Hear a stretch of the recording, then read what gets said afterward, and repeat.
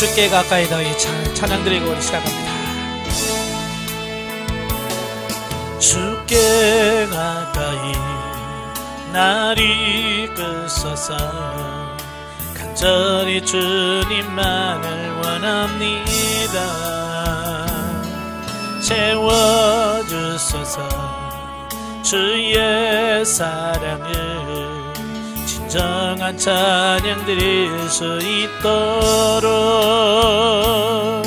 주께 가까이 날 이끄소서. 간절히 주님만을 원합니다. 채워주소서. 주의 사랑을 진정한 찬양 드릴 수 있도록 목마른 나의 영혼 주를 부르니 나의 맘 만져 주소서. 주님만을 원합니다. 더 원합니다. 나의 맘 만져 주소서.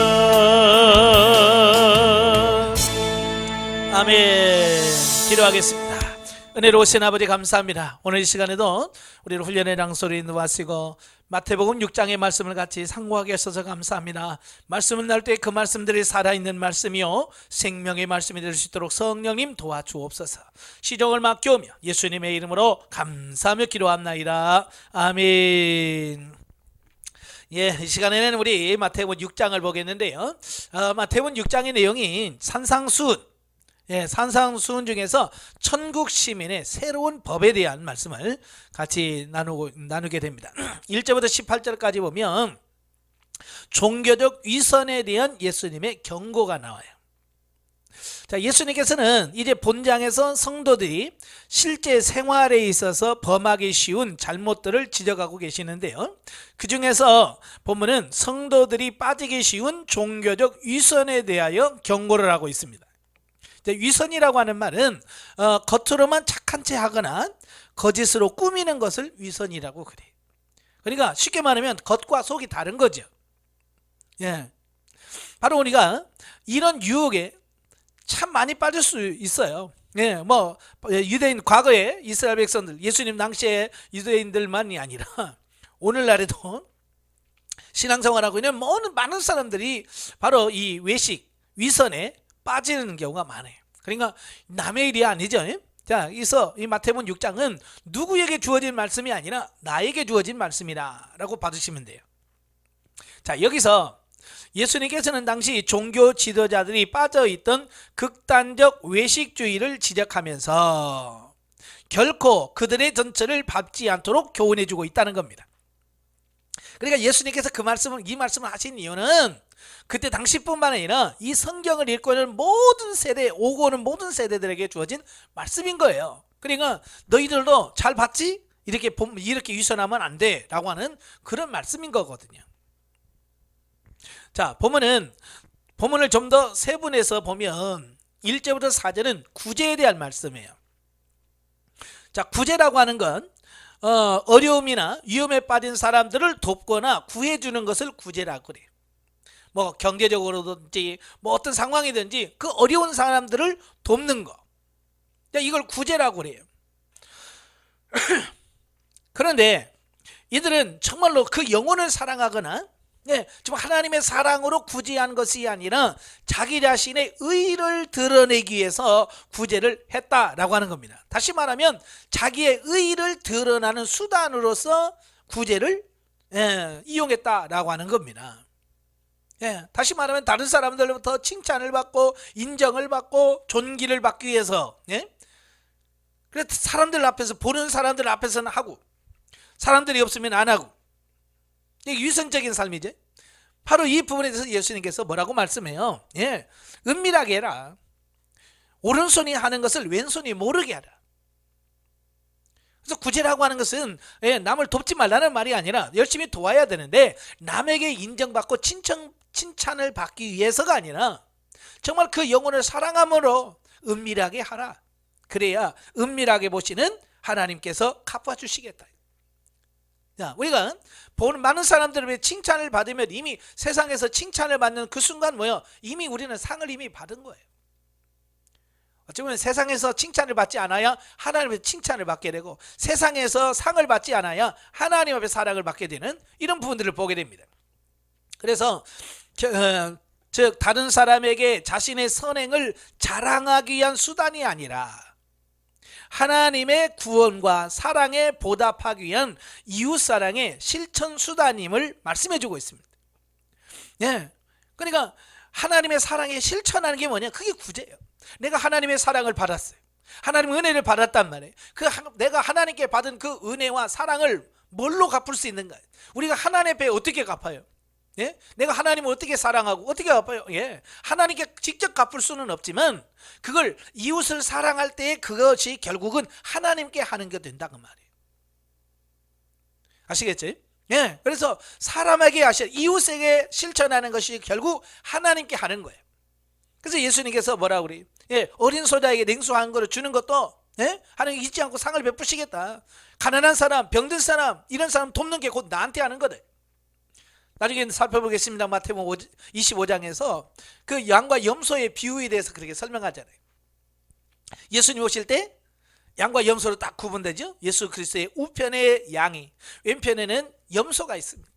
그 양들에게 그러잖아요. 내가 헐벗었을 때 너희가 입을 것을 주고, 내가 목말랐을 때 마실 것을 주고, 내가 굶주렸을 때 먹을 것을 주고, 내가 갇혔을 때 너희가 나를 찾아왔느니라. 그들이 뭐라고 그래? 아니 언제 그랬어요? 나는 그렇게 한 적이 없는데요. 그러니까 예수님 뭐라고 그래? 네, 너희 형제들에게 한 것, 지극히 작은 자에게 한 것이 곧 나에게 한 것이다. 예, 우리가 하나님을 직접 사랑할 수 있지만 그 하나님을, 내가 하나님을 사랑하는 것이 뭐냐? 결국 이웃을 사랑하는 것으로 하나님을 사랑하는 것이 표현되어지고 나타나는 겁니다. 그래서 요한일서 4장 20절에 뭐라고 그래? 보이는 바 형제를 사랑하지 아니하고 보이지 않는 바 하나님을 사랑할 수 없다. 결국 뭐예요? 하나님을 사랑하는 방법은 이웃을 사랑하는 거예요. 자, 그 다음에 이제 기도는 5절부터 15절까지 나오죠. 자, 여기서 기도는 뭐가 뭔지 다 아시죠? 하나님과 교제하기 위해서 하나님과 대화하는 것이 기도입니다. 자, 그런데 여기서는 자기 암시의 방편이나 남에게 들려주기 위한 웅변의 일종으로 삼는 자는 절대로 하나님의 응답을 받을 수 없다라는 겁니다. 그러니까 기도라고 하는 것은 하나님과 나와의 인격적 교제를 위해서 하는 건데, 이걸 다른 사람들에게 보이기 위해서 억지로 남들에게 들려주기 위한 웅변식의 기도는 의미가 없다라는 겁니다.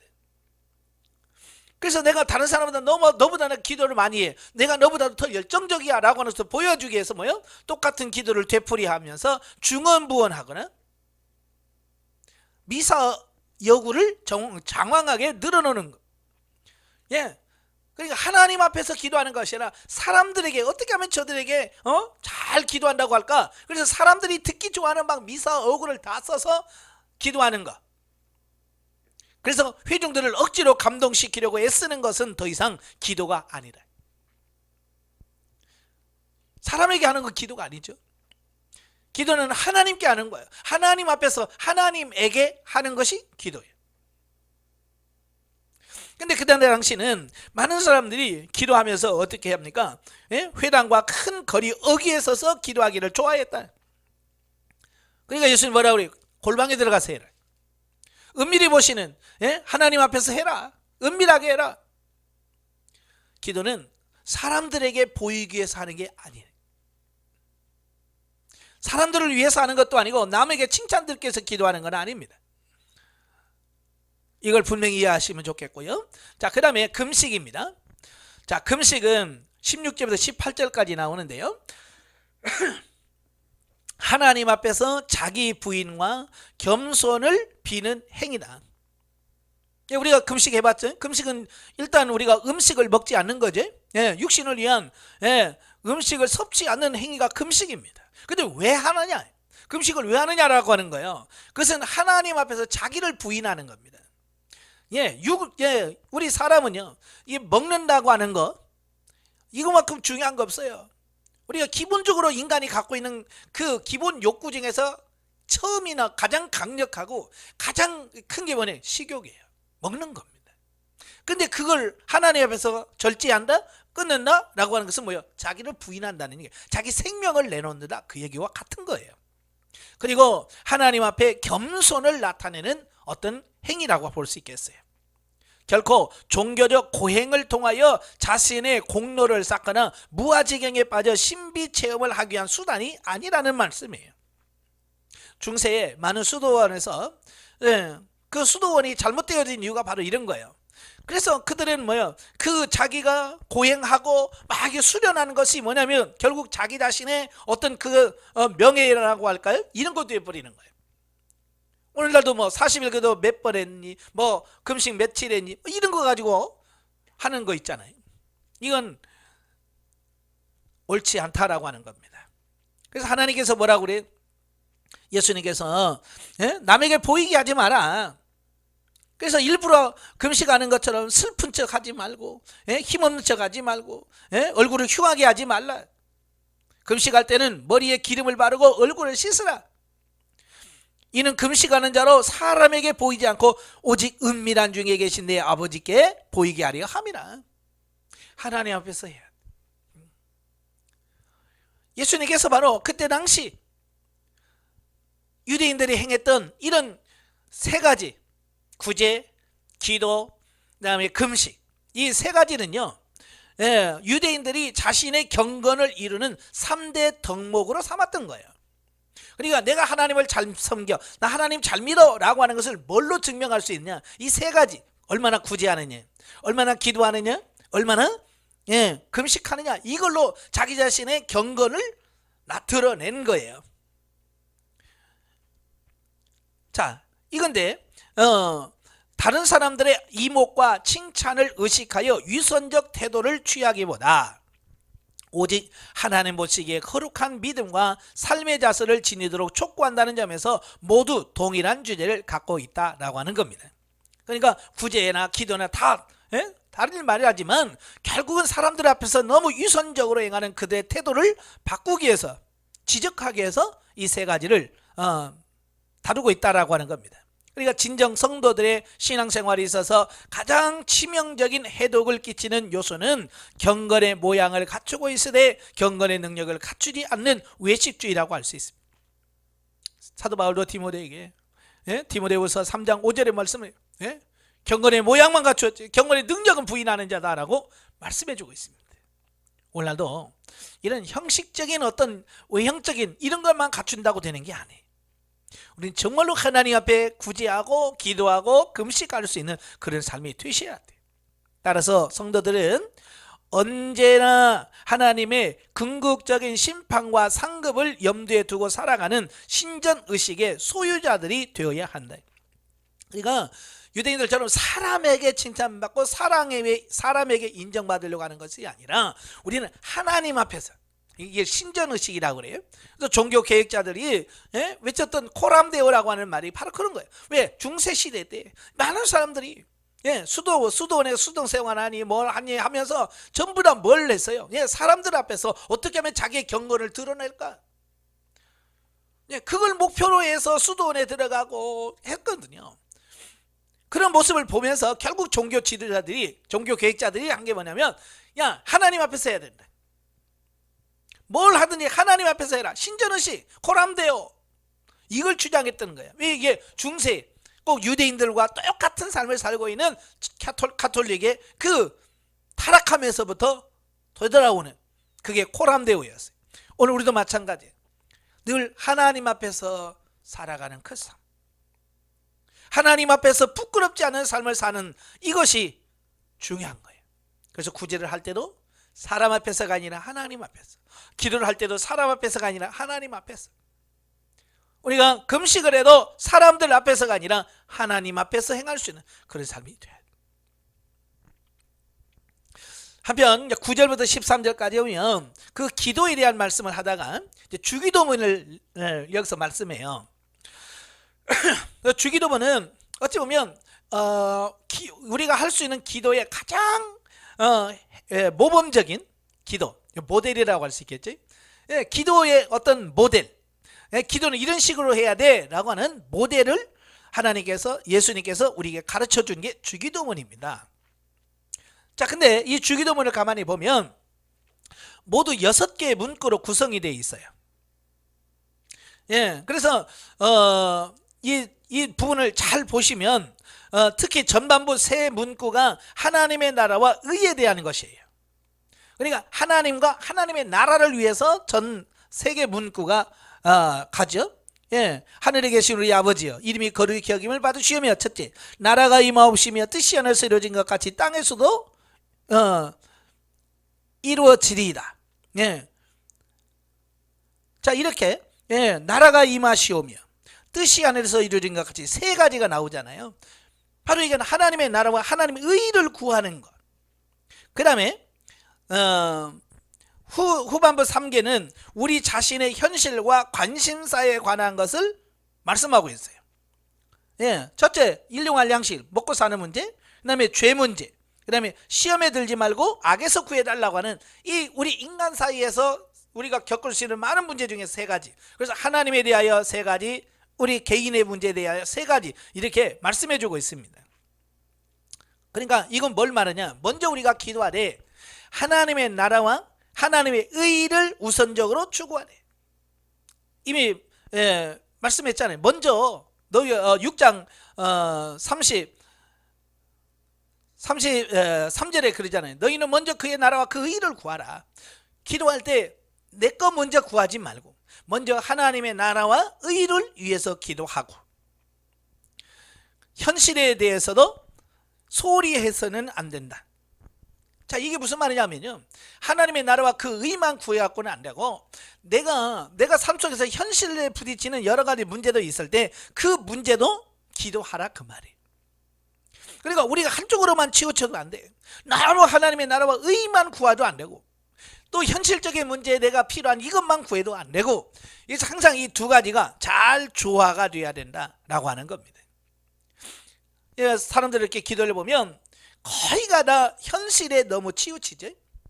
그래서 뭐 처음에 하나님 아버지 감사합니다 하고, 그 다음부터 처음부터 끝까지 뭐요? 이제 뭐 돈 주세요, 뭐 주세요, 학교 뭐 직장 주세요, 건강 뭐 이러면서 계속 나의 필요한 것만 구하고 끝나는 경우가 많아요. 대다수의 기도가 그렇습니다. 하나님은, 예수님은 뭐예요? 먼저 그의 나라와 그의 의. 그래서 3대3 조화.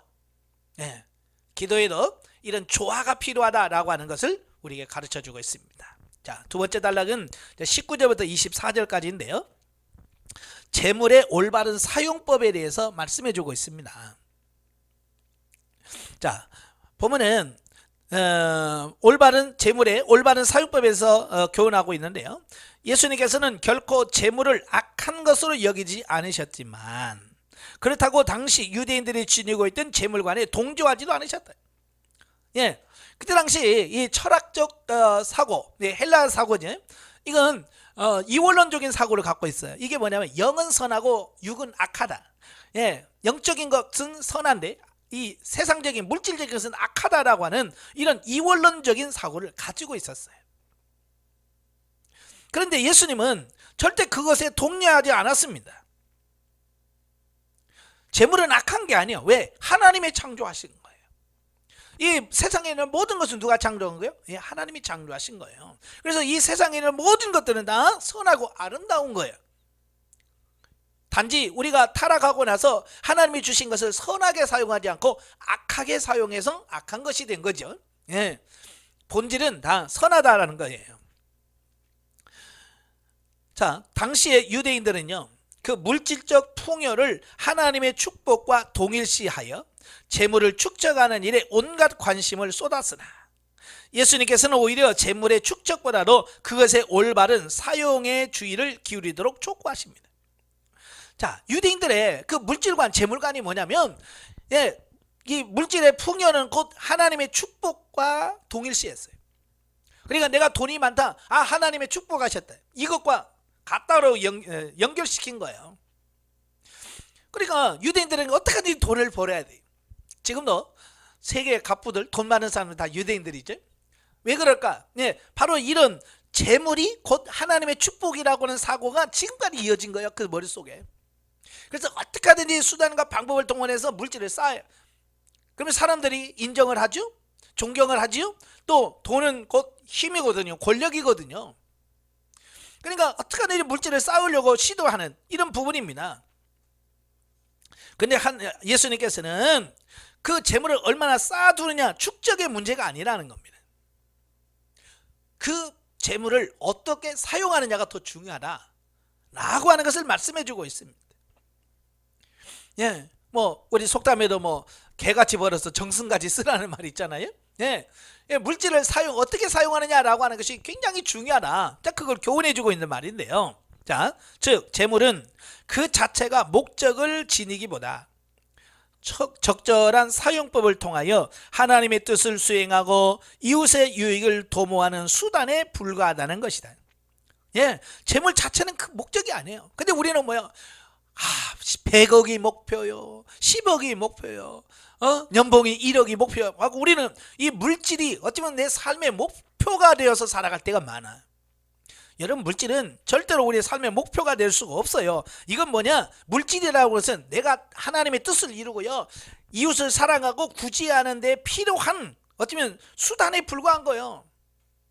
이웃을 사랑하려고 해도 말로만 사랑하면 안 되잖아요. 그죠? 그들을 도우면서, 필요를 따라서 도우면서 그들에게 사랑한다라고 해야 그게 되는 거지. 그냥 말로만 사랑하면 안 되는 거예요. 그래서 이 물질은 하나님의 사랑을 전달하는 수단이 물질인 거예요. 그러므로 성도들은 재물을 하나님께서 맡기신 관리 대상으로 여기는 청지기적 자세를 지님으로써 오늘 우리 주변에 만연되어 있는 배금주의에 벗어날 수 있을 뿐만 아니라 영원한 하늘나라에 참된 보물을 쌓아줄 수가 있다라는 겁니다. 예, 청지기 의식. 청지기는 뭐예요? 예, 맡아 관리하는 사람. 우리가 물질을 쓰면서 나는 내가 물질의 주인이 아니라 나는 물질의 관리자라는 거예요. 가끔 보면 그 은행에서 직원들이 비리를 일으키죠. 그래서 고객의 돈을 싹 자기가 써버리는 이런 경우가 있잖아요. 그 왜냐? 청지기 의식이 없는 사람이에요. 그건.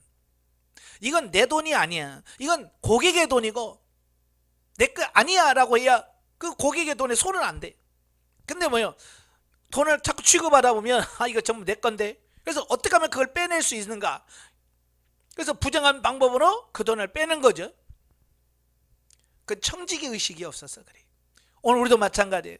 내가 하나님의 뜻을 이루고 하나님의 사랑을 전달하고 그냥 그런 수단으로 하나님께서 우리에게 물질을 주셨는데 우리는 하나님 주신 그 물질을 하나님의 뜻대로 사용하지 않고 내 자신을 위해서 축적한다는 것은 물질 관계가 잘못된 것인 거예요. 우리는 이미 물질 관계 영성에서 다 배우셨잖아요. 첫 1단계가 음화 책임 단계, 그 다음에 뭐요? 실용 단계, 그 다음에 진리 단계, 생명 단계. 그래서 물질에 대한 관리를 쭉 썼잖아요. 우리가 배웠습니다. 음화 책임 단계에서는 물질의 주인인데 하잖아요. 그래서 내가 다 내 돈이야 라고 하는 의식에서 실용 단계는 뭐예요? 이래 하나님 말씀대로 심어서 하나님께서 충분히 거두어지게 하는 그런 단계를 실용 단계라고 해요. 육신의 이익을 위해서 물질을 쓰는, 물질이 축복의 어떤 수단을, 하나님의 복을 받는 수단으로 인식을 해서 물질을 쓰는 게 실용주의예요. 그 다음에 진리 단계는 뭐예요? 그랬더니 이게 하나님의 말씀대로 쓰여야 되는구나. 그래서 하나님의 말씀대로 물질을 쓰기 시작하는 단계가 진리 단계. 생명 단계는 하나님의 뜻대로 물질을 사용하다 보니까 하나님께서 모든 일들이 생명이 되게 하는 단계가 생명 단계. 자, 이미 우리가 다 배우셨잖아요. 우리가 이제 배웠으니까 그걸 어떻게 해요? 우리 삶 속에서 실천하는 삶이 되셔야 돼요. 근데 오늘날 우리 주변에는 뭐예요? 배금주의가 뭐예요? 물질을 지나치게 사랑해서 아예 돈이 신이 되어버리는 그런 걸 배금주의라고 그래요. 우리 인생의 주인이 하나님이어야 되는데 돈이 주인이 되고 돈이 신이 되어버리는 어떤 그런 걸 배금주의라고 그래요. 오늘 많은 사람들이 이 배금주의에 빠져 있습니다. 또 영원한 하나님 나라에 참된 보물을 쌓아줄 수가 없다. 그죠? 물질의 목적이 되고 물질을 자꾸 쌓아두는 데 초점을 두는 하나님의 나라에 쌓아둘 게 없죠. 물론 예수님께서 말씀하신 하늘에 쌓아두는 보물이란 재물을 선용으로 말미암아. 선용한다는 건 뭐예요? 네, 내 뜻이 아니라 하나님의 뜻대로 볼지라도 사용하는 걸 선용이라고 그래요. 재물의 선용으로 말미암아 장차 성도들이 누리게 될 하나님 나라의 상급과 축복을 가리킨다, 그 말이에요. 쉽게 말하면 땅에서 쌓아두는 게 아니고 하나님의 나라에 쌓아두는 거, 이게 중요하다라고 말씀해주고 있습니다. 근데 사람들은 자꾸 땅에다 쌓아두려고 그래요. 땅에다 쌓아두는 것은요, 그거요, 그걸 성경에서 뭐라 죽고 썩을 거라고 표현합니다. 땅에다 두면 영원한 게 안 돼요. 다 썩어요. 썩는다고 하는 말은 생명이 되지 않는다, 그 얘기입니다. 자, 여기서 주는 교훈 1. 재물이란 하나님의 뜻에 따라 성도가 선을 행하고, 아까 선을 행하는 게 뭐라고 그랬어요? 하나님의 뜻을 이루는 거, 하나님의 뜻대로 물질을 쓰는 거. 자, 선을 행하고 이웃 사랑하기를 실천하기 위한 수단에 불과한 뿐이다. 그렇죠? 재물이라는 것은 내가 주인이 아니고 내 거가 아니라 하나님의 사랑을 실천하는 수단이에요. 야고보서 2장에서 분명히 말씀했죠. 배고픈 형제에게 말로만 많이 밥 챙겨 먹어, 굶으면 안 되지, 건강 챙겨야 돼 라고 말만 해갖고는 아무런 의미가 없다는 거예요. 그들이 왜 굶겠어요? 먹을 것이 없어서 굶는 자에게, 그들에게 말로만 잘 먹어, 굶으면 안 돼 라고 말하는 것은 사랑이 아니란 건 말이에요. 말로만 해갖고는 사랑이 아니에요. 실질적으로 그래, 먹을 것을 제공하고 입을 것을 제공해주고 쓸 것을 제공해야 돼. 그래서 그들이 행함이 없는 죽음은, 믿음은 죽은 거다, 그 표현을 하는 거예요. 하나님께서 기쁘시지 않는 방법을 동원해서라도 기필코 축적해야만 대상이 아니라는 겁니다. 그러니까 수단과 방법을 동원해서 어떻게든 돈을 벌어야 되는 것은 아니라는 거예요. 그래서 우리가 돈을 벌더라도 정당하게, 성경에서 뭐래요? 내 이마에서 땀이 흘러서 얻은 수익은 하나님이 기뻐하시는 수익이에요. 그러나 그렇지 아니하고 사기라든지 다른 사람을 피해를 주고, 다른 사람의 마음을 아프게 하면서 버는 것은 하나님께서 기뻐하는 게 아니에요. 정당하게 돈 버는 것도 중요합니다. 두 번째, 성도들은 선한 일에 더 많은 재물을 사용하기 위하여 부지런히 땀 흘려서 일하는 자가 되어야 된다라는 겁니다. 다시 말하면 우리가 열심히 일해서 돈을 벌어란 말이에요. 그게 정상적인 거예요. 그리고 그것은 그냥 단순히 나를 위해서만이 아니라 하나님을 위해서 쓰기 위하여, 선한 일을 하기 위해서 돈이 필요하니까 사도 바울이 자기 집 살라고 일한 거 아니잖아요. 자기가 편하게 살려고 돈 번 게 아니잖아요. 사도 바울은 어찌하든지 복음을 전하고 교회를 세우고 전도하기 위해서 어때요? 열심히 일한 거예요. 열심히 일하고 그 번 돈으로 전도하고 주의 일을 하고. 우리는 하나님을 위하여 바울처럼 열심히 일할 수 있는 그런 삶이 되셔야 돼요. 돈 버는 목표가 달라야죠. 만일 우리가 너무 게을러서 빈국에 처하게 되면 자칫 물질의 유혹에 넘어가서 하나님의 이름을 욕되게 할 수도 있다라고 하는 사실이에요. 그렇잖아요. 우리가 너무 가난하면 하나님을 욕되게 합니다. 하나님의 영광 가리웁니다. 하나님께서 우리가 훈련하는 과정 속에 우리가 좀 가난하게 할 수는 있어요. 그러나 그 훈련이 아니라 일하지 않냐고 게을러서 가난한 것은 이건 하나님 욕되게 하는 거예요. 그래서 예수 믿는 사람은 부지런하셔야 돼요. 잠언 30장 9절에 뭐라고 그래요? 너무 부하게도 마옵소서. 내가 하나님을 모른다고 할까 두렵사오. 너무 가난하다고 마옵소서. 왜? 너무 가난하다 남을 또 속이거나 남의 거 훔치거나, 그래서 하나님의 영광을 가리울 것 같아. 하나님의 이름을 욕되게 할까 두렵다. 그래서 우리가 적당하게 사는, 자, 그런 부분도 중요합니다. 자, 세 번째 단락은 이제 25절부터 34절까지인데요. 하나님 나라의 시민의 가치 기준에 대해서 말씀해 주고 있어요. 자, 앞단락에서 그 재물의 축적에 인생의 의미를 두고 살아가는 그 세속적 가치관에 대해서 경고하신 바 있는 예수님께서는 이제 본문에서는 그 연장성산에서 하늘의 보물을 쌓는 것도 쌓는 성도들이 천국 시민으로서 지녀야 할 가치관을 제시해주고 있습니다. 제가 늘 가치관이 중요하다고 그랬죠. 예, 이 가치관이 모든 행동의 기준이에요. 그래서 그 가치관을 어떻게 가지고 있느냐에 따라서 그 사람의 행동이 어떠냐라고 하는 게 결정이 되어지는 거예요. 그래서 가치관의 변화가 있어야 삶의 변화가 나타나는 겁니다.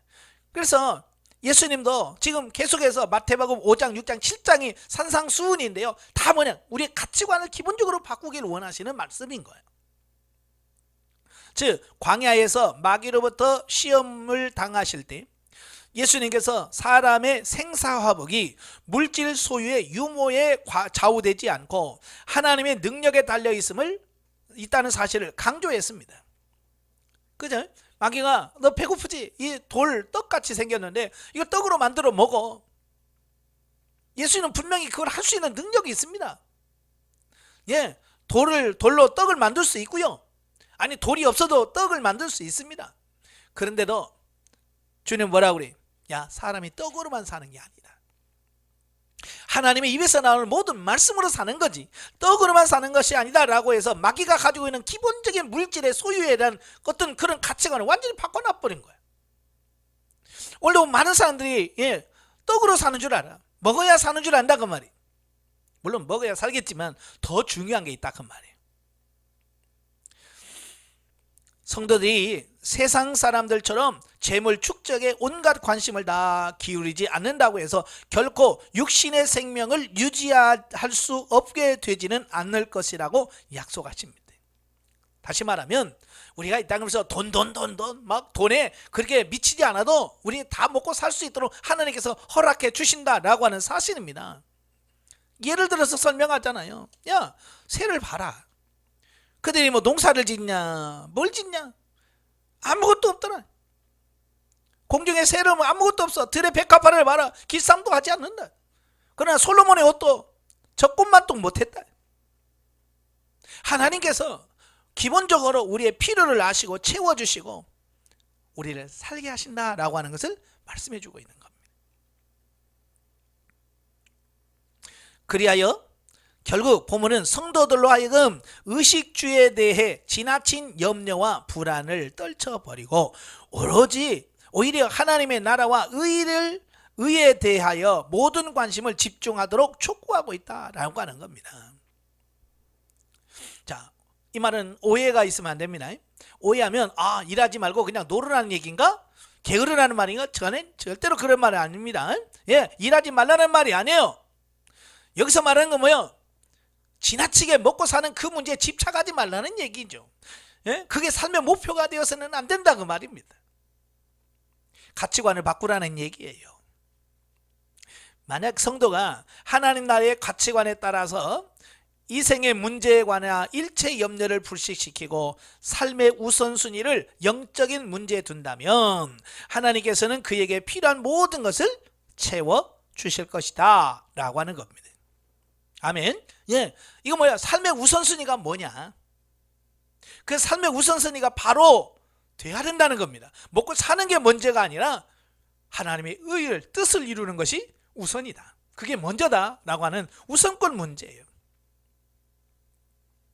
그래서 우리가 우선순위를 바르게 알고 바르게 정할 수 있는 우리가 돼야 됩니다. 자, 여기서 주는 교훈은 첫째, 성도들이 의식주에 대하여 지나친 염려를 떨쳐버릴 수 있는 것은 자신의 모든 삶을 하나님께 맡길 때 비로소 가능하다라는 겁니다. 예, 우리가 모든 생애를 하나님께 맡기지 못하니까 염려하는 거예요. 이스라엘 백성들이 광야의 삶 속에서 하나님께서 매일같이 만나주시고 다 주셔. 그런데도 그들은요, 하나님 주신 애들도 염려해, 근심해. 왜? 하나님께 맡기는 믿음이 없어서 그래. 그들이 가나안에 들어가지 못하는 이유는 하나님에 대한 신뢰, 믿음이 없었기 때문에 결국 가나안 땅에 들어가지 못한 거예요. 하나님을 전적으로 신뢰하시길 바랍니다. 두 번째로, 하나님의 선하신 손에 자신의 삶을 의탁하는 성도는 비록 현실적으로 물질적 풍요로움을 누리지는 못하는 수가 있더라도 결코 낙심하지 않으며 오직 하나님을 인하여 즐거워하는 태도를 지닌다. 예, 물질의 유무와 상관없이 늘 있는 것에서 감사하고 기뻐하면서 살아갈 수 있는 삶이 되어지는 겁니다. 세 번째로 성도들은 다가올 미래를 대비하여 현재에 충실한 자들이 되어야 한다라는 겁니다. 그러니까 현재 충실하는 거예요. 일하지 말고 게으르라는 말이 절대로 아닙니다. 많은 사람들이 예수 믿는 사람 참 게으르다고 그러는데요, 안 돼요. 게으르면 안 됩니다. 더 부지런하셔야 돼요. 단지 우리는 삶의 목표를 이 땅이 아닌 하나님의 나라, 영원한 하나님의 삶이 목적이 되어야 된다는 걸 기억하시면 좋겠고요. 자, 영적에 봅니다. 19절부터 22절에 보면 너희 보물을 땅에 쌓아두지 말고 하늘에 쌓아두라 라고 말씀하는데요, 이는 썩고 쇠해질 이 세상의 영화를 위하여 자신의 모든 것을 투자하지 말고 영원히 보존될 신령한 삶을 위하여 재물과 삶을 투자하여야 함을 의미하고 있습니다. 그래서 우리가 확실하게 투자할 곳이 어딘지를 아셔야 돼요. 많은 사람은 땅에다 투자를 다 해요. 우리가 주식 투자할 때 보면, 저는 한 번도 안 해봤습니다만은, 잘 투자하면 그냥 뭐 엄청난 부를 누려요. 그래, 잘못 투자하면 쫄딱 망하죠. 그러니까 어디다 투자할 거냐를 정확하게 아는 게 중요한 거예요. 그래요. 주식 못하는 사람은 맨날 망할 때만 투자를 하고, 돈 버는 사람은 돈 벌 때만 투자하는 거예요. 정확하게 분별을 하는 거예요. 근데 그걸 알면 되는데 모른단 말이에요. 그래서 대부분이 죽고 썩을 이 세상에다가 투자를 해요. 왜? 보여지고 만져지는 것처럼 보여지거든요. 근데 이 세상에서 보여지는 거, 만져지는 거, 이게 다 허상이에요. 왜? 우리가 이 땅은 영원하지 않고요, 우리도 이 세상에서는 이 삶이 영원하지 않다는 거예요. 길어봐야 60이고 70이고 80인데 그 이후에는 어디 살아요? 하늘나라에 갈 거예요. 우리가 하나님의 나라에 간다면 그 하늘나라에 투자한 사람들은 천국에서 많은 것을 가지고 누리며 살겠죠. 그러나 땅에 투자한 사람은 아무것도 가져간 것이 없어서 어때요? 개털 모자 쓴 천국의 삶을 살겠죠.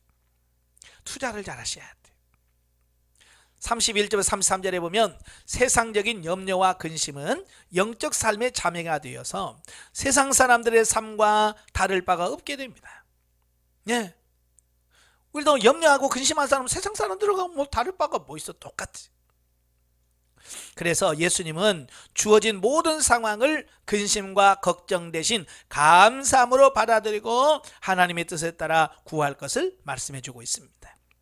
그래서 우리가 하나님의 자녀답게, 하나님 믿는 사람답게 먹고 사는 문제에 걱정하지 말고 하나님께 모든 걸 맡기면서 감사하면서 사는 우선순위가 하나님의 뜻을 이루는 하나님의 나라, 그 의를 구하는 데 먼저 둘 수 있는 우리가 되어야 될 줄로 믿습니다.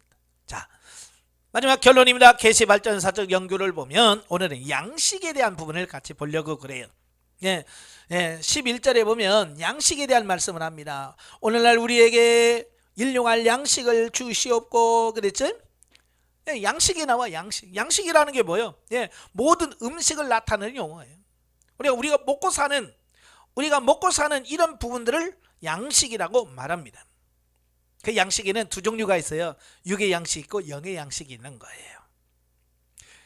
성경의 계시발전사를 쭉 보면요, 이게요, 우리가 먹고 사는 양식이 변화가 돼. 시대가 가면서 주로 이제 구약에서는 육의 양식을 이야기해요.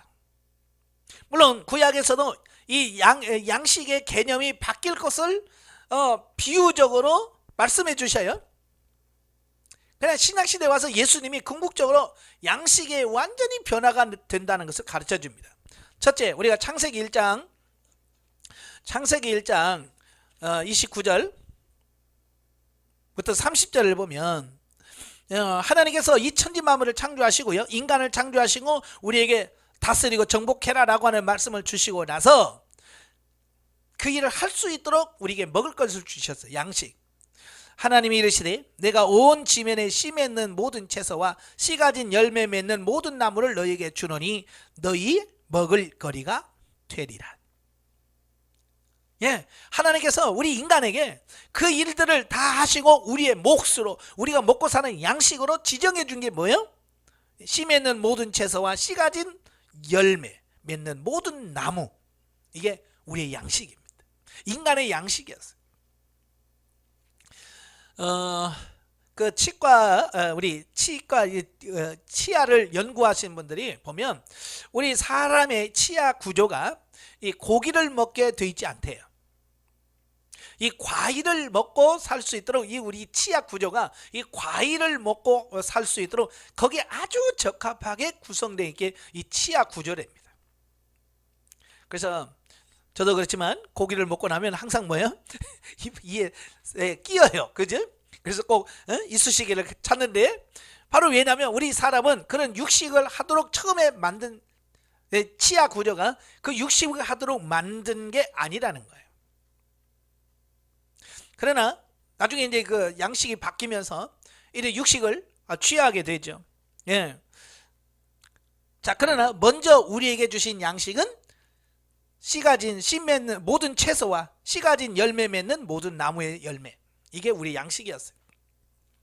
자, 그런데요. 범죄 후의 양식. 아담과 하와가 범죄하고 난 이후의 양식이 바뀌어요. 처음에는 하나님께서 자연적으로 준 걸, 하나님께서 주신 것으로 살아요. 그런데 이래 아담이 저주를 받잖아요. 그죠? 범죄하고 저주를 받아. 3장 17절에 보면 아담에게 이르되 내가 내 아내의 말을 듣고 내가 내게 먹지 말라 나무 열매를 먹었은즉 땅은 너로 말미암아 저주를 받고 너는 평생에 수고하여야 그 소산을 먹으리라. 이제 그 전에는 은혜로 거저주는 양식이었어요. 그런데 이제는 내가 수고한 만큼 얻는 양식으로 바뀌어집니다. 그러면서 뭐래? 땅에 가시덤불과 은건키를 낼 것이라. 내가 먹을 것은 밭의 채소인즉. 예, 이래 우리의 먹을 양식이 밭의 채소로 바뀌었어. 내가 흙으로 돌아갈 때까지 얼굴에 땀을 흘려야 먹을 것을 먹으리니 내가 그것에서 취함을 입었습니다. 너는 흙이니 흙으로 돌아갈 것이라 하시니. 예, 결국 우리는 이제 땅에서 열심히 일해서 열심히 그 밭의 채소를 가지고 먹고 살고 결국 흙에서 나왔기 때문에 흙으로 돌아가는 것이 우리 인생이다. 우리는 땅의 것 먹다가 땅으로 가는 것이 인생이에요. 이게 우리 인간에게 주었던 처음 양식입니다. 그런데 그 양식이 창세기 9장에 가면 바뀌어요. 변화가 나타납니다. 창세기 9장은 그 노아의 홍수 이후에 그 방주에서 나오고 난 이후에 하나님께서 노아에게 그 양식의 변화를 이야기하여 창세기 9장 3절부터 5절까지 보면 모든 산 동물은 너희의 먹을 것이 될지라. 그 전에는 뭐야? 밭의 채소만 우리가 먹을 양식이었어요. 근데 뭐야? 모든 산 동물은 너희의 먹을 것이 될 거다. 채소같이 내가 이것을 다 너희에게 주노니. 그러나 고기를 그 생명되는 피채 먹지 말지니라. 예, 육식을 노아 홍수 이후에 육식을 허락하셨어요. 그 전에는 육식을 안 했어요, 우리 인간이. 근데 노아 홍수 이후부터 육식을 하게 되어지죠. 자, 모든 산동물이 우리의 육신의 양식이 됩니다. 단 조건이 있죠. 피채 먹지 말라는 조건이 있습니다. 예. 자, 여기서 우리에게 주는 교훈이 뭐냐면 양식이 변하더라. 먹을 양식이 바뀌더라. 자, 그걸 비유적으로 우리에게 보여주고 있는 겁니다. 앞으로 때가 되면 우리의 먹을 양식이 바뀔 거다. 또 출애굽기 16장에 보면 이스라엘 백성들이 애굽에서 가지고 나온 그 양식이 한 달 만에 다 없어집니다. 애굽에서 가지고 온 양식이 광야에서 40일 한 달 되니까 먹을 게 다 떨어져 버린 거예요. 사실 그 고센 땅에서 가나안 땅에 들어가기까지가 얼마 안 걸립니다. 열흘이나 보름 안에 다 갈 수 있는데요. 그러니까 이스라엘 백성들이 처음에 나올 때 30일치 식량을 준비한 이유는 뭘까요? 예? 충분히 30일은 갈 수 있다고 본 거예요. 그래서 애굽에서 나올 때 그 30일 가나안 때 들어갈 수 있는 양식을 나름대로 충분히 준비한 거죠. 그런데 하나님이 인도하시는 방법이 바로 가나안으로 가는 게 아니라 홍해를 건너서 광야로 이끄시는 거였죠. 광야에서 훈련하시고 가시를 원하시는 거예요.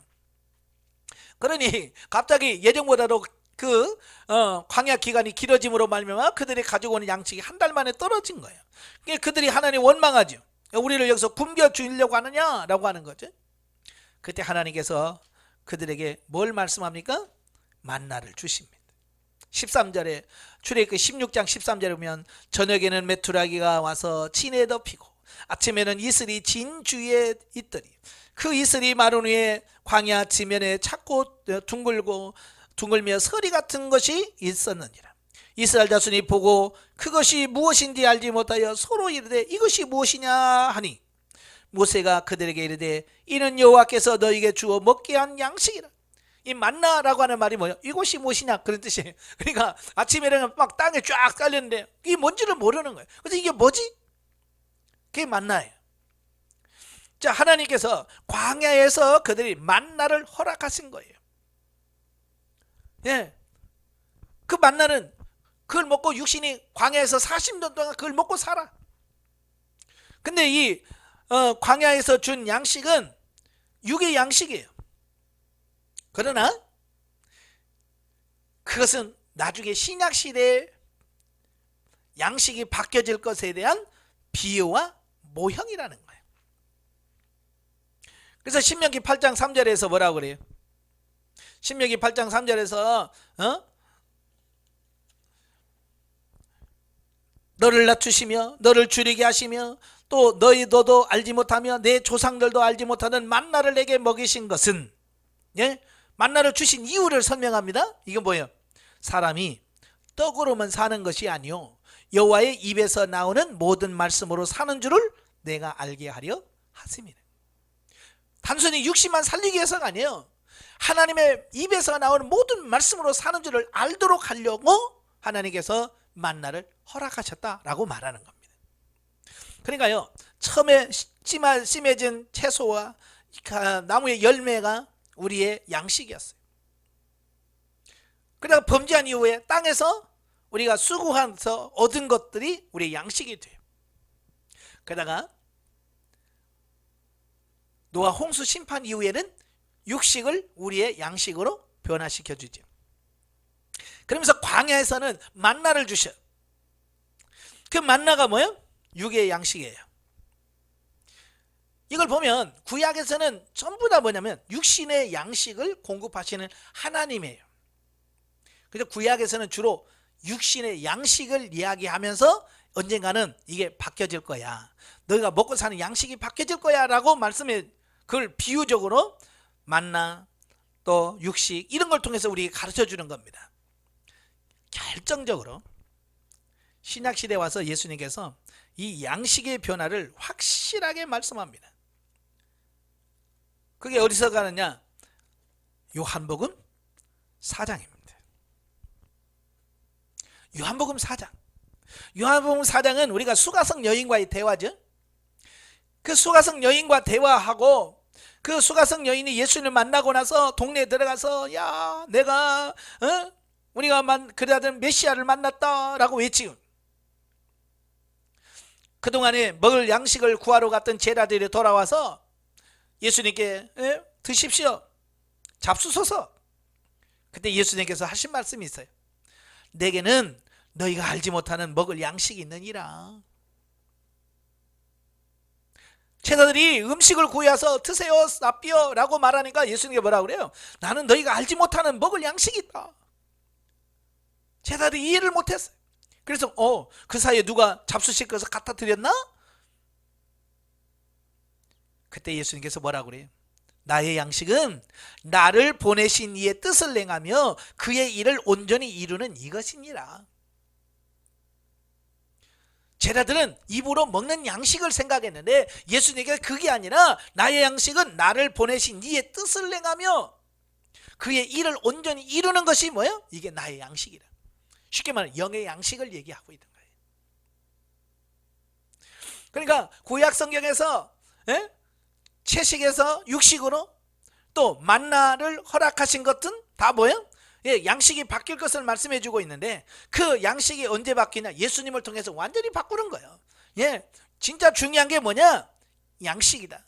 영의 양식이다. 근데 나의 양식은 세상의 그 양식이 아니고 아버지의 뜻을 이루는, 뜻을 행하고 온전히 이루는 것이 양식이다. 자, 양식의 변화를 얘기합니다. 그 다음에 6장에 보면, 요한복음 6장에 보면 우리가 잘 아는 오병이의 기적을 일으킵니다. 수많은 사람들이 그 기적을 경험하고 나서 예수님을 왕 삼으려고 했어요. 왜? 예수님은 왕 삼으면 이제 먹을 거 염려 없거든요. 보리떡 5개 물고기 2마리로 5,000명을 먹여도 12광주리가 남았으니까. 그렇잖아요. 이제 야, 일 안 하고도 이제 먹고 사는 길이 열렸네. 예수님은 왕만 삼으면 되네 라는 거죠. 예수님께서는 육신의 양식을 이야기하니까 하늘의 양식을 이야기하는 건데, 그들은 육신의 양식에 매료됐어요. 그래서 또 그 다음날 또 예수님을 찾아오는 겁니다. 찾아올 때 정말 생명의 양식이 되신 예수님을 찾아오는 것이 아니라, 분명히 거기 나와요. 26절에 내가 진실로 진실로 너희에게 이르노니 너희가 나를 찾는 것은 표적을 본 까닭이 아니요 떡을 먹고 배부른 까닭이로다. 근데 예수님을 찾아오면 영의 양식을 취하려고 하는 게 아니라 여전히 육신의 양식을 취하러 오는 겁니다. 그러면서 뭐라고 그래? 27절에 썩을 양식을 위하여 일하지 말고 영생하도록 있는 양식을 위하여 하라. 이 양식은 인자가 너희에게 주리니 인자는 아버지 하나님께서 인치신 자니라. 썩을 양식, 썩을 양식에 대해서 말씀해 주고 있습니다. 여기서 썩을 양식이라고 하는 게 뭐예요? 예? 육신을 위하여 취하는 양식을 말합니다. 예. 왜 썩을 거냐? 이건 영원하지 않기 때문에 그런 거예요. 세상에 있는 모든 것들이 영원하지 않아요. 하나님의 나라, 영적인 세계까지 이 양식에 갈 수 없는 것은 썩을 양식인 거예요. 하나님의 나라까지 영향을 미치는 게 그게 영생하는 양식인 거예요. 그러니까 육신을 위하여 살지 말고 영을 위해서 살아라. 바로 이제 그 얘기를 하고 있는 겁니다. 그러니까 요한복음 4장에서 얘기한 그 말씀이 바로 6장에서 더 본격적으로 나오게 되고요. 6장 48절부터 51절까지 보면 내가 곧 생명의 떡이니라. 예수님은 내가 곧 생명의 떡이니라. 이는 하늘에서 내려온 떡이니. 예, 너희 조상들은 광야에서 만나를 먹었어도 죽었거니와 이는 하늘에서 내려온 떡이니 사람으로 하여금 먹고 죽지 아니하게 하는 것이니라. 그 만나 얘기하죠, 구약에서. 예? 만나 너희 조상들이 먹었잖아. 근데 그건 다 먹고 죽었어. 육신의 양식은요, 아무리 먹어도 다 죽어요. 영생하지 않는다고 말이에요. 그러나 내가 주는 떡은 그렇지 않다는 겁니다. 나를 먹는 자는 영원히 살겠다는 겁니다. 바로 이 양식의 변화, 양식의 변화를 여기서 말씀해 주고 있습니다. 그러면서 그들이 가지고 있던 기본적인 가치관을 바꿔주는 게 누가복음 12장입니다. 누가복음 12장에 보면 예수님께서 길을 가시는데요, 어떤 사람이 와서 그래요. 내 형을 명하여 유산을 좀 나눠 주소서. 아마 부모가 유산을 남겼는데 형이 다 유산을 다 가지고 가고 동생에는 유산을 별로 안 줬나 봐요. 그러니까 형한테 해서 유산을 좀 나눠 가지게 해달라고 좀 해주세요 라고 하는 부탁을 합니다. 근데 예수님께서 뭐라고 그래요? 이 사람아, 누가 나를 너희의 재판장이나 물건 나누는 자로 세웠느냐 하시고 삼가 모든 탐심을 물리치라. 사람의 생명이 그 소유에 넉넉한 데 있지 아니하니라. 이건 사람들이 보통 가지고 있는, 유대인들이 가지고 있던 게 뭐냐면, 아까도 설명드렸지만 물질의 축복이 곧 하나님의 축복이라고 하는 어떤 그런 일반적 사고를 갖고 있었어요. 그래서 돈이 많아야 그 사람의 생명이라고 생각을 한 거예요. 이 세상에서 부자가 하나님의 나라에서 부자일 거라고 생각한 거예요.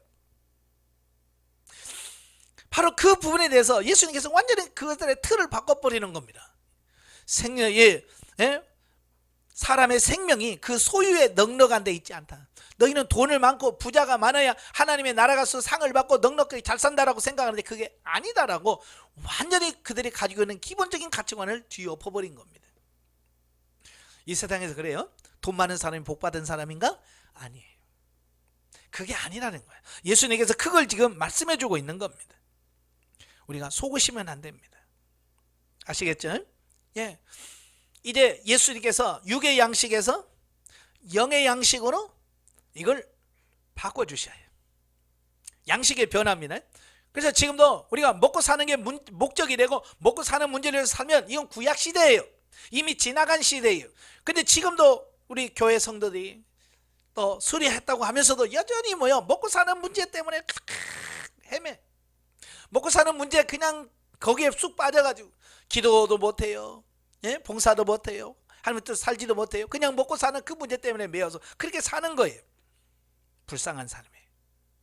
아직도 지금 신약 시대인데도 불구하고 여전히 구약 시대의 사고와 가치관을 사는 사람들이, 이 사람들은 하나님의 나라가 상이 없습니다.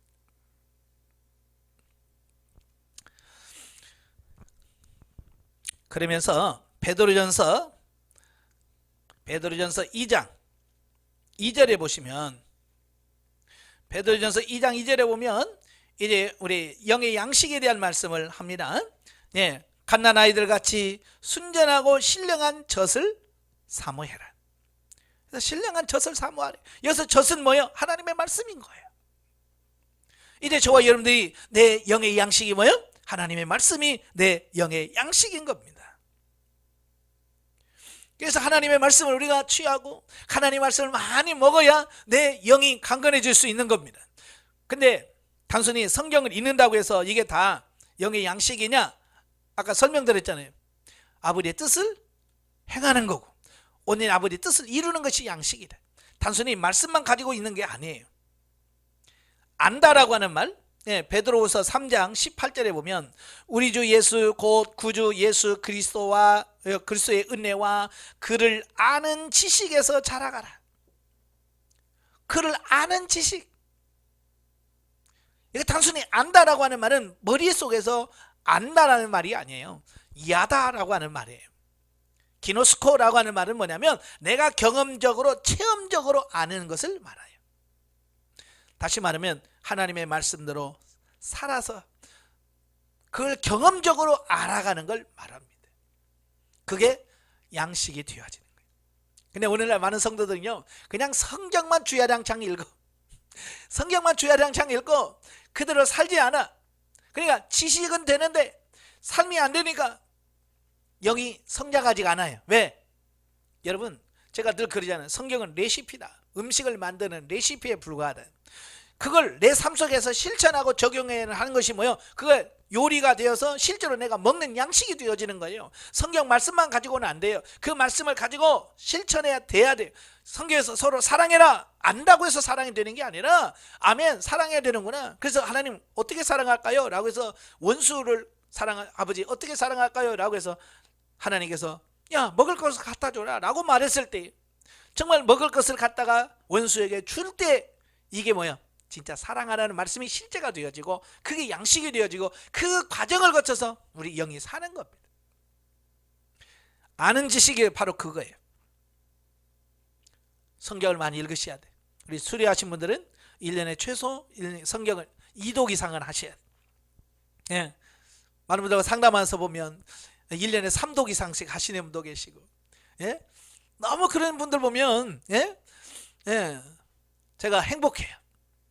그러나 성경 읽는 걸로 끝나면 의미가 없어요. 실천하는 삶이 돼야 돼. 그 말씀대로 사라지는 단계까지 가야 된다. 그 말입니다.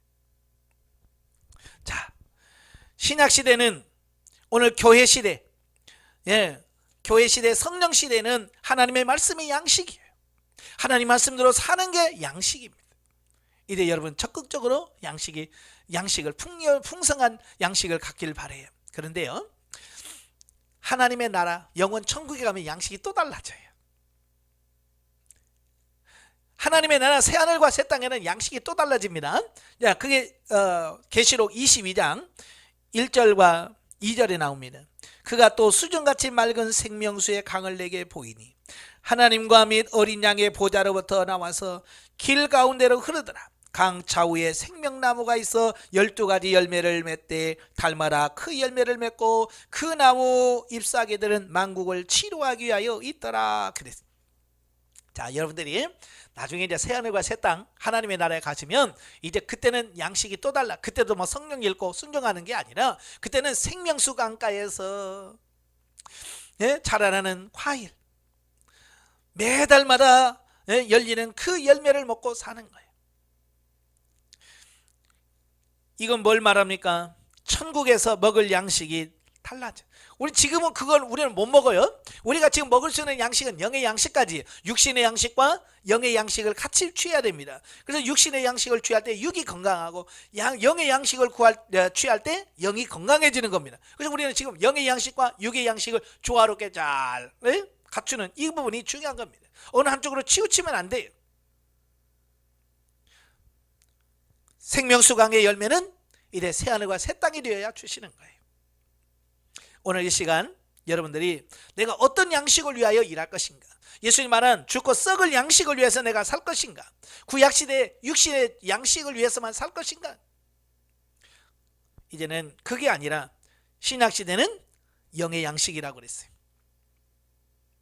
육신의 양식을 위해서 열심히 일해야 돼요. 그냥 주는 게 아닙니다. 열심히 게으르지 말고 부지런히 해서 육신의 양식을 취해야 됩니다. 그러나 그게 목적이 돼서는 안 돼요. 이제는 영의 양식을 취하고 영의 양식을 위해서 사는 그런 사람이 되셔야 됩니다. 그래서 죽고 썩을 양식이 아니라 영원한 생명의 양식을 취하는 여러분들이 되시길 바랍니다. 그래서 이제 이 양식이 바뀌었다는 거 꼭 기억하시길 바랍니다. 아직도 육신의 양식을 위해서 그것만 위해서 산다면 우리는 불쌍한 사람이에요. 이 세상 망할 때 같이 망할 거예요. 그러나 영의 양식을 위한 사람은 이 세상이 망해도 하나님의 나라에 가서 충분히 살 수 있는 영적인 부분이 되어집니다. 영원히 사시고 꼭 새하늘과 새 땅에 가셔서 생명수 강가에서 열리는 그 열매, 아름다운 열매, 맛있는 열매를 먹고 사는 여러분 되시기를 바랍니다. 기도하겠습니다. 은혜로우신 아버지, 시대가 가면서 우리가 먹을 양식도 변화된다고 말합니다. 구약에서는 육신의 양식을 취해서 육식만 먹으면 됐습니다. 그러나 신약시대에 와서 예수님께서는 이제 육신의 양식만 가지고는 안 되고 이제 영의 양식을 취해야 된다고 말합니다. 예수 그리스도 자체가 생명의 떡이라고 말씀하셨습니다. 예수 그리스도와 우리가 하나 되어서 하나님의 말씀대로 사라져지는 우리 삶이 되어지게 하시옵소서. 그래서 우리 영혼이 강건해지며 하늘나라의 상급을 쌓는 우리가 되어지게 하옵시며 언젠가 새하늘과 새 땅에 들어가서 생명수 강가에서 올리는 그 열매를 먹으며 사는 그날이 올 수 있도록 우리를 도와주옵소서. 육신을 위하여 죽고 썩을 꼴에 위하여 사는 자가 아니라 죽지 않고 쇠하지 않고 썩지 않은 영원한 것을 위해서 살아가는 우리가 되어지게 하옵소서. 예수님의 이름으로 감사하며 기도합나이다. 아멘. 하나님께 드립니다.